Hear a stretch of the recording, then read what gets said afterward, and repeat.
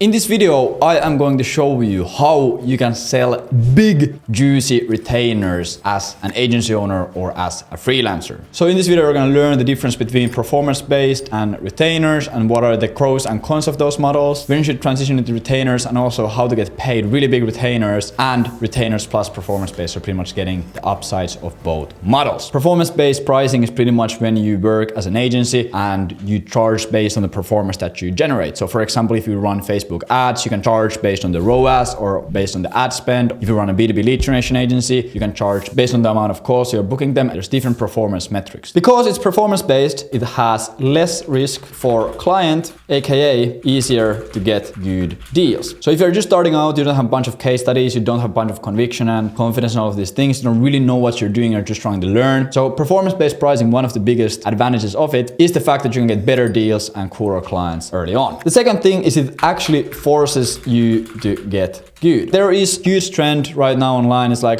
start an agency and just hire some cheap freelancers from Upwork and they just do your fulfillment, etc. But if you really want to scale big and really want to become good and hone your craft in, that's not really going to get you that far. You actually have to be great at service delivery. You have to be great at getting results for clients. Performance-based pricing, obviously, if you don't want to starve, it forces you to actually get good. It also gives you a great buffer when you're starting out. You think like, I'm scared of signing a client, and what if like I don't deliver results immediately when I'm learning? It's fine if that happens. Let's say you run a B2B lead generation agency and someone pays you $300 per call that you book them. Fairly basic pricing model. You started, and for the first 2 months, you're just learning the ropes and you're like booking 2-3 calls. You're making like $300-$900 a month. And you're just learning and learning and learning. The client isn't losing anything. And then let's say month 3, month 4, you actually start figuring it out. And then you book 10 calls, you book 15 calls, and then you suddenly start making $3K, $4.5K a month per that client. It also gives you a little bit of breathing room when you're getting started out, so you don't have to be super stressed out about not delivering results immediately the first month that you do it. And then the last benefit of performance-based pricing that I feel, it has way higher upside. We have guys that we work with in our consulting program that have 2-3% rev shares with companies, and they're able to make 30-40K a month from one client. And those are like some of their first clients. Even if you're advanced, it's gonna be really hard to get 30K, 50K retainers. But when you have rev share, it's 100% possible if you just get them good deals. It gives you access to this really big earning potential that you would not have otherwise, just because you are working on performance-based pricing. But then of course, there's fixed retainers. Okay, what are the benefits of this? It's more stable and predictable. Based on your personality type and based on your values and based on your goals, some people don't want as much money, they just want predictability and safety. The second benefit here is that the clients in most cases are more committed. And the third thing is scaling is more predictable. In my opinion, performance-based pricing, when you're delivering a service and you're actually doing like done for you stuff, when you have full control, I think performance-based is the best way to go, because you actually need to be good, and when you're good, you get paid a lot. So usually what I see happening is people start doing performance-based and they get to like 5, 10, 15, 20,000 a month. And at that stage, they're like, okay, I want to start signing retainers because I want to scale more. And this is where I think going to retainers and a little bit changing your pricing model up makes a lot of sense. But then when you get to like 10, 15, 20, you have to start bringing in team. You have to start hiring people. You have to start investing more into the company. For most people at that stage, the stress and the pressure and the risk of, okay, just working only on performance-based might be a bit too much. At that stage, I usually tell people, now it would make sense for you to change your pricing model. But I don't tell them just go straight up and start charging only retainers. I don't think that's a good idea. I always tell them do retainers plus rev share. And then how we can optimize your business. Let's say you have 4 clients. And with those 4 clients, every single client is paying you 2.5K a month on retainers. And that's your fixed 10K a month. And you spend that 10K a month that you know is coming in the next month as well, as long as the clients don't churn. You spend that on your team and on your fixed expenses. And then with every single client, you have rev share deal. For example, with B2B lead gen, it's really simple. Hey, you pay me 10, 15, 20% of the revenue that you close. Then pretty much you manage the business and run the business on the retainers, and then you're still forced to actually be great and you can't get complacent with the retainers. It also has both the upside of the performance-based pricing, but it also has the upside of fixed retainers. If you didn't have the 10% rev share on the deal, you could probably charge $1,000 a month on a retainer, but like $1,000 versus the opportunity to make $50,000 a month, it's like a bad bet. You should 100% take the opportunity to make 30 or 50K a month from rev share than taking the extra 1K. But now, probably the only only thing in your mind is like, how am I gonna sell these retainers? How am I gonna change this pricing model? Because a lot of people, they're like scared of charging retainers. They think like everything in their business is gonna change if they start selling retainers. But that's completely not true. Like let's say in the past, you have been selling lead gen deals and you have had $2,000 starting fee, plus you have charged $300 per call. Like you just sell it as an ROI investment. You're pretty much just selling money at a discount. Hey John, if you pay us $300 per call and your closing rate is 20% and your deal size is 30K, that would mean that one meeting is worth 6K to you. So if you pay us $300 per meeting, it means that you're getting 20x on your investment. For example, if we're selling lead gen, like hey, someone sells a 30K service or they have a 30K LTV. Let's say they sell SEO 3K a month. One client stays on average for 10 months with them. One client is worth 30K and their closing percent is 20%. From 10 calls, they would close 2 deals, which would result in 60K. Obviously, one call would be worth 6K for them. So then if you're charging them $300 per call, you could probably charge like $500-600 per call here. But that would mean that you're pretty much selling money at a discount. Pay us $300 per call and we are giving you a call that is worth $6,000. Like if you have done this in the past and you have signed like 5-10 clients with this model, you're like, okay, this is so easy to sell. But what if I have retainers? It's gonna change everything up. I can't use this argument anymore. No one's gonna buy. That is completely untrue. So pretty much you're just gonna use exact same type of ROI argument when selling retainers. Hey John, if you pay us $3,000 a month plus 10% revenue generated, if we book you 2 calls, you get 2 calls that are worth 6K, 12K, and you pay us 3K for it. And then of course the revenue generated from it. So 4.2K to make 12K. Like as long as your pricing model is like here, like all should make sense. And then like the only thing that you need here is you just need proof that you can do it. But then when you are at 5, 10, 15K a month, you should already at this point have a case study of you providing amazing results to your clients. If you don't have a case study, it means that you're not good enough. So you need to get the case study first and then you just show the case study. Hey John, we worked with a similar company like yours. We booked them 25 calls in 2 months. So if we even do 30% of those results for you, do you see how it results in a really great ROI? And you can still calculate the estimated money that they're gonna make, but the only difference is that you have to prove it before. And if you have a case study and some results to show, it's not gonna be harder at all. And then as you scale and as you scale and as you scale and you have some of these deals, then what you wanna do is you wanna start increasing the rev share percent and keep the same or scale it up a bit. Like then when you can cover your team costs and when you can pretty much cover all of your expense costs, if you build the team and everything in the right way, it's not gonna be a problem. Then you just increase the rev share and then you get once again like higher leverage opportunity. I hope you enjoyed. Make sure that you drop a like, make sure that you drop any questions that you have in the comments, and also of course subscribe to the channel so I can finally hit 10K to boost my ego. Amazing. Thank you. See you on the next one. Bye.